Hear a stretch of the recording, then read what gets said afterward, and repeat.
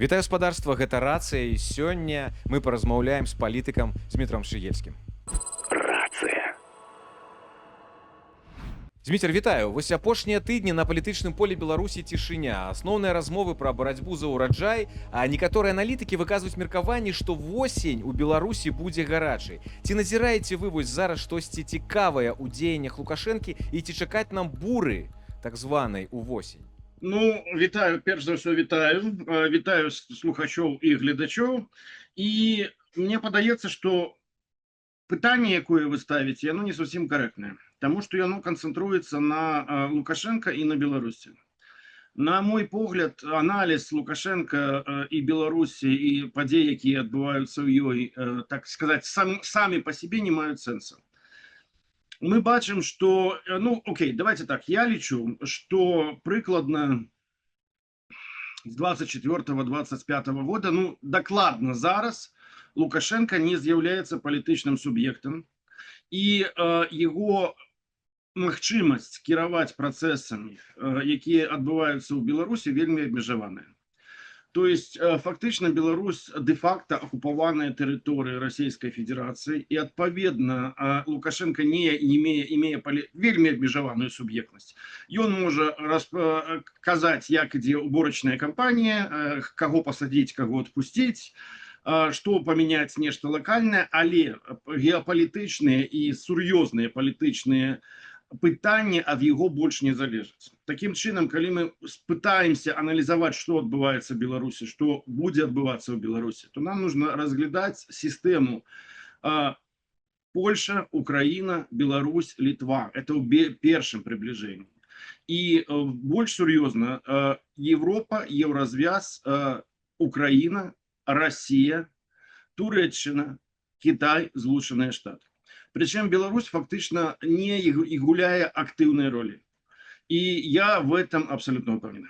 Ну окей, калі разглядаць вось гэтыя два варыянты, как вы кажаце, да, Украіна, краіны Балты і Польша, то чаго чакаць нам гэтай восенню? Бо шмат хто кажа з экспертаў, што магчымыя будуць пачатак гібридных атак з боку Расіі на краіны Балты і на Польшчу. Мы ўжо зараз бачым, што на тэрыторыю Польшчы заляцела ракета расійская. І гэта не адзіны такі выпадак.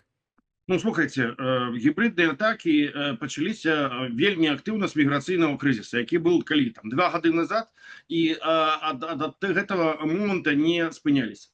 Я лічу, што асноўная, так сказать, водораздел і асноўная кропка біфуркацыі будзе хутчэй за ўсё осенню, і яна будзе залежаць ад палітыкі Расійскай Федерацыі.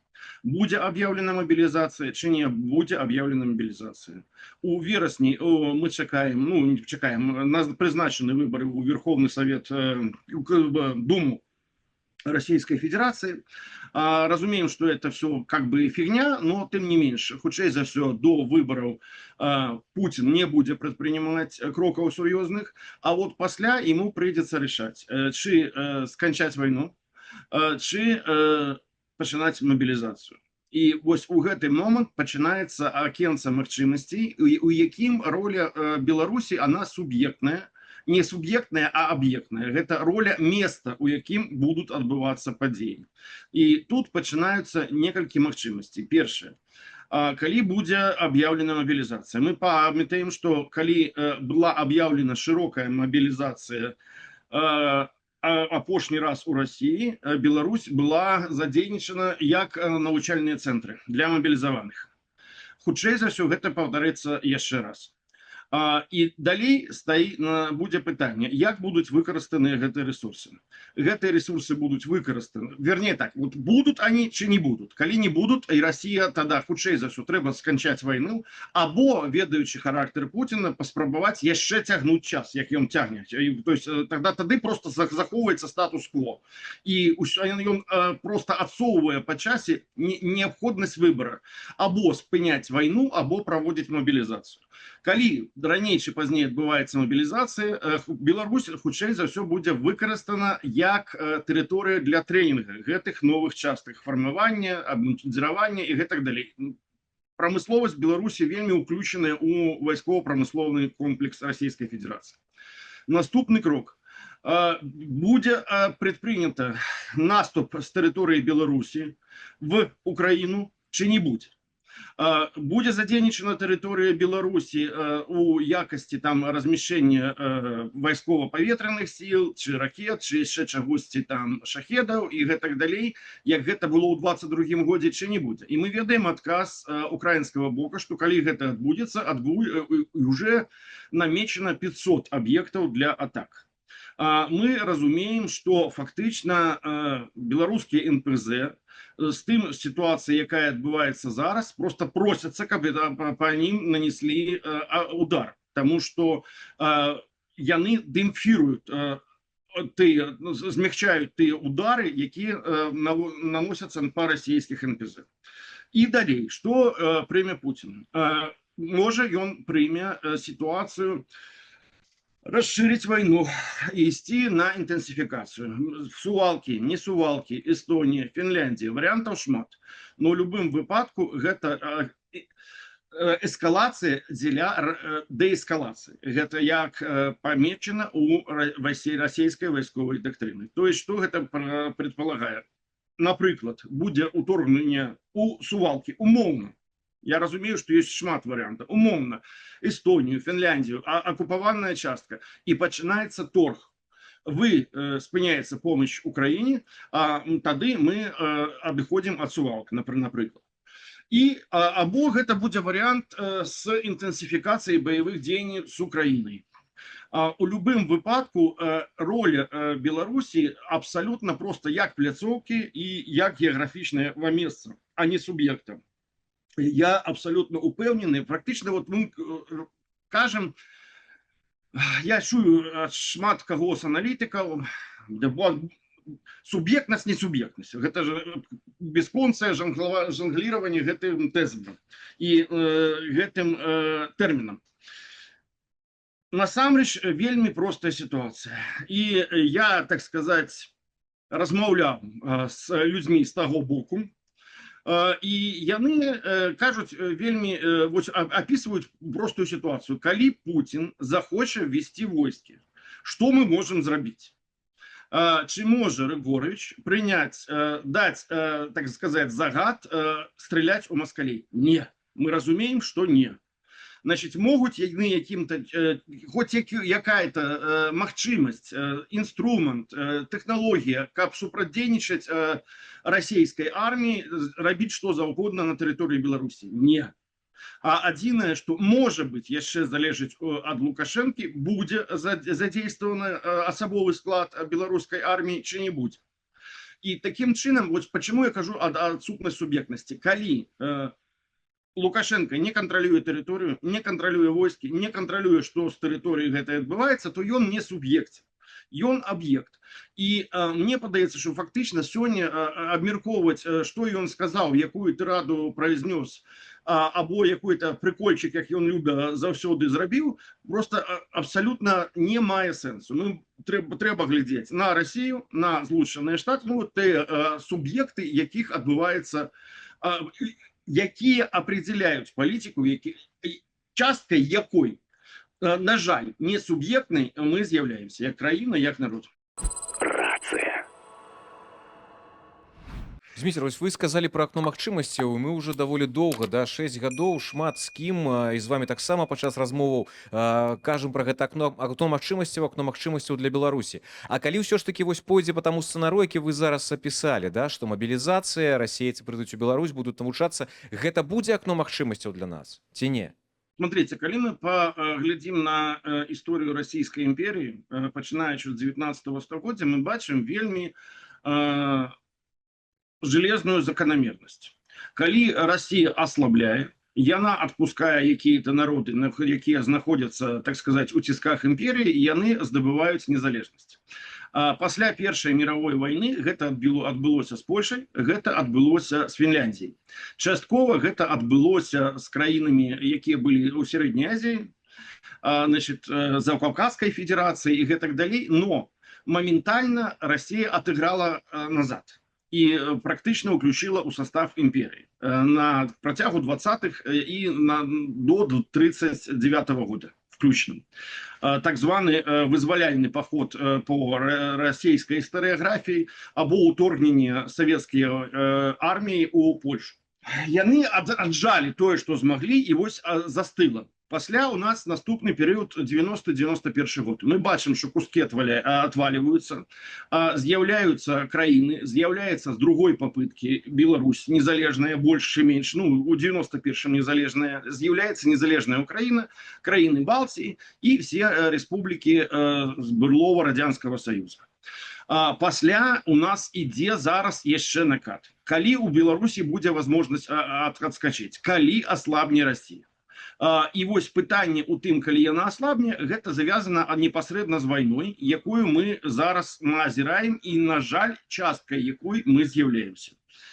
У России мы также бачым закономерность, что звычайно Россия ослабляется не тому, что отбылася войсковая пораза, а тому, что отбылася войсково-палітычная пораза. То есть, что мы бачим? Калі просто войсковая пораза, it's okay. Российский социум, причем такі Российской империи, Радянского Союза, и я упевнены, что будет так же самое с Россией у сучасным стане, он спокойно успрымае просто войсковую поразу. Палітычная пораза таксама успрымаецца спокойно, але калі адбываецца войсково-палітычная пораза, тут пачынаецца у России, так сказать, социальная напруженность, палітычныя змены, и мы бачым, что з'яўляецца акенца магчымасцей для того, кто оккупаван. Таким чынам, калі война будзе працягвацца, я упэўнены, что Путин не мае магчымасці зараз спыніць войну. Чаму? Тому что калі ён спыніць войну вот просто по линии соприкосновения, по линии там яшчэ як-нибудь, у яго возникне пытанне, что он атрымае войсково-палітычную поразу. И устане классичное пытанне, а царь-то не настоящий. Вы памятаете, як у фильме. И фактично гэта так и есть.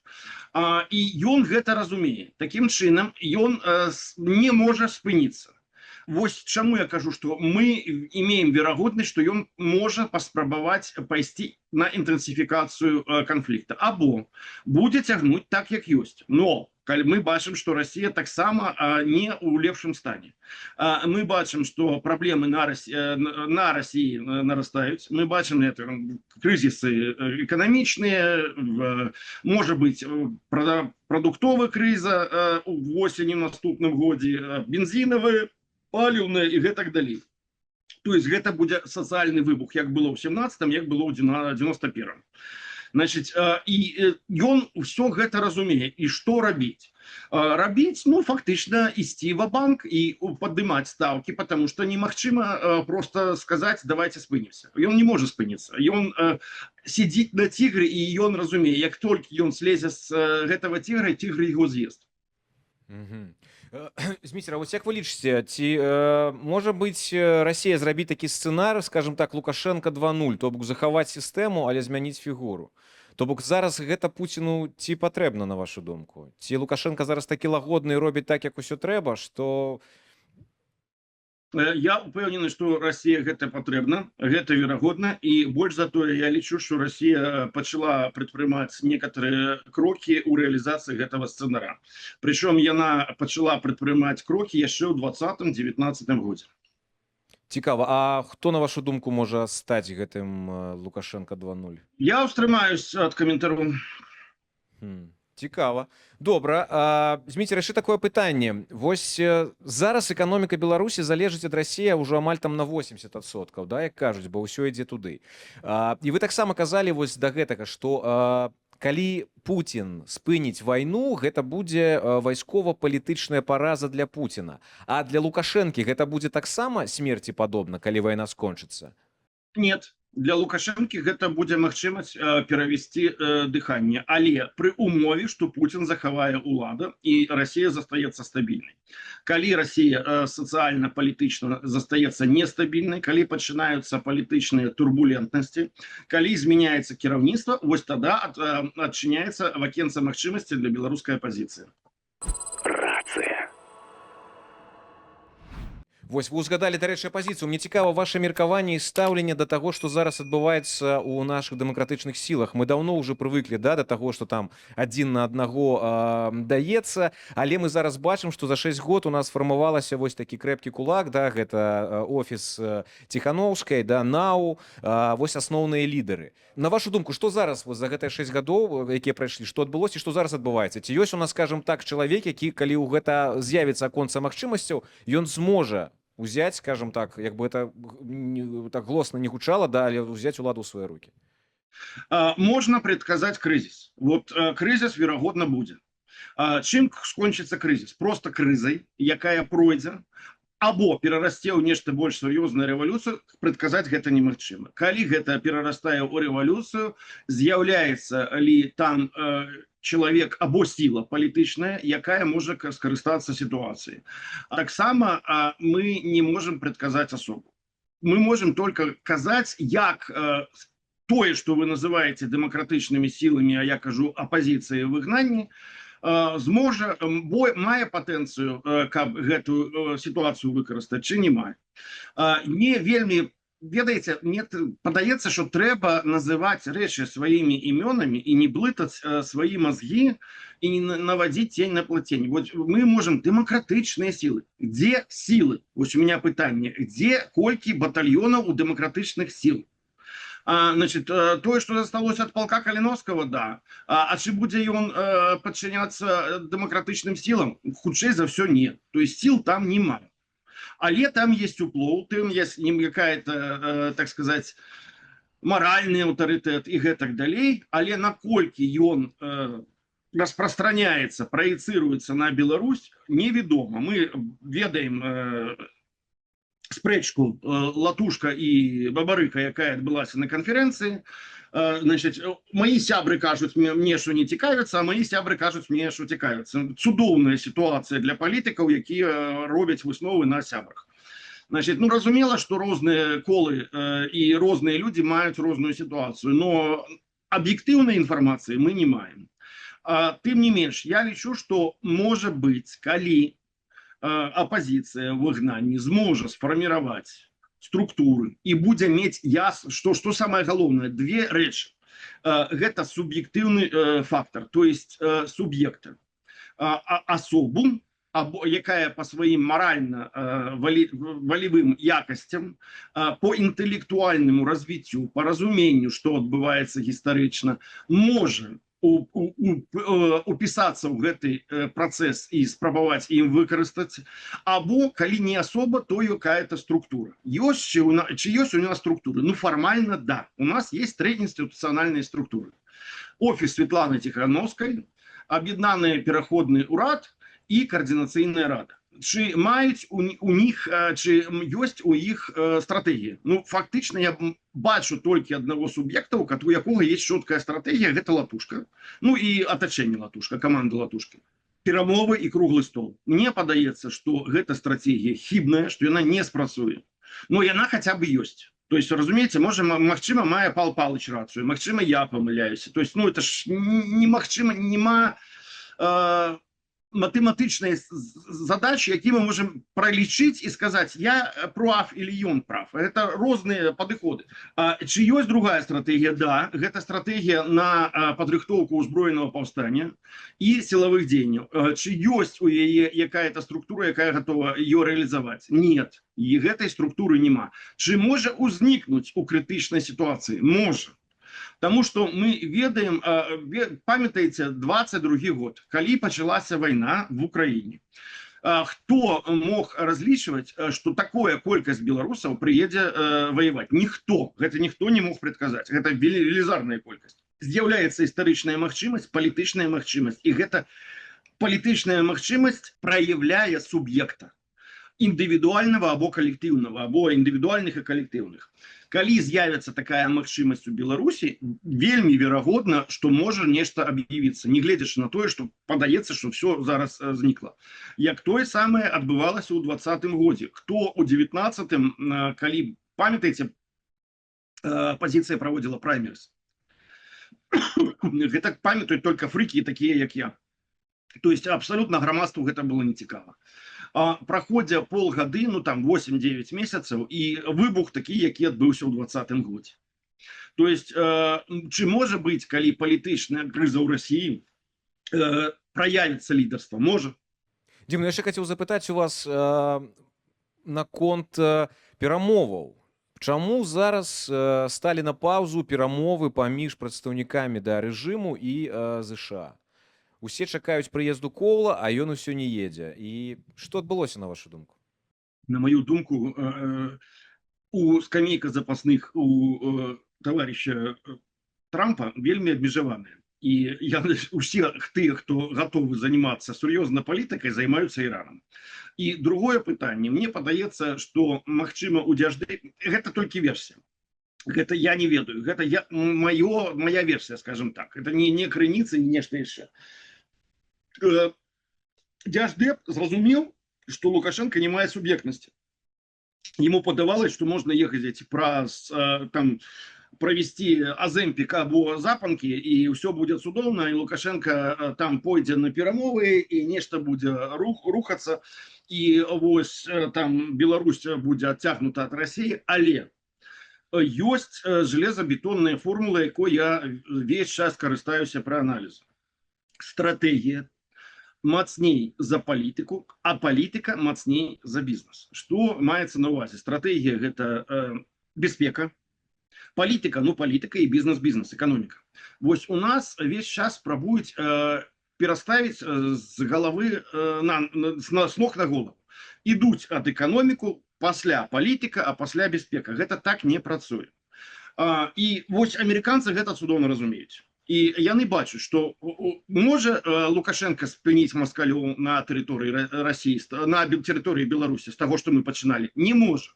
Ён не кантралюе, ён не суб'ектен. Аб чым з ім дамаўляцца? Калі трэба было перадаць вестачку Владимиру Владимировичу, тады сустрэліся, аземпік прывезлі, там якую-то колькасць палітзняволеных забралі, тым больш Трамп вельмі хацеў прэмію міра, для гэтага палітзняволеныя вельмі падыходзілі. Зараз ён міра ўжо не хоча, верагодна, нагуляўся. Зразумелі, што на Пуціна не ўплывае, Пуціну няма чаго перадаваць, тым больш будзе сустрэча хутчэй за ўсё у Кітаі яшчэ раз, зараз. Ну і ўсё. І то есть, а навошта Лукашенко? Аб чым з ім размаўляць? Дзякуй, Дзміцер, вялікі за размову, заўсёды цікава. Паважаны гледачы, нагадаю, што з намі сёння быў палітык Дзміцер Шыгельскі. Стаўце падабайкі, падпісвайцеся на канал. Дзякуй, Дзміцер. Дзякуй.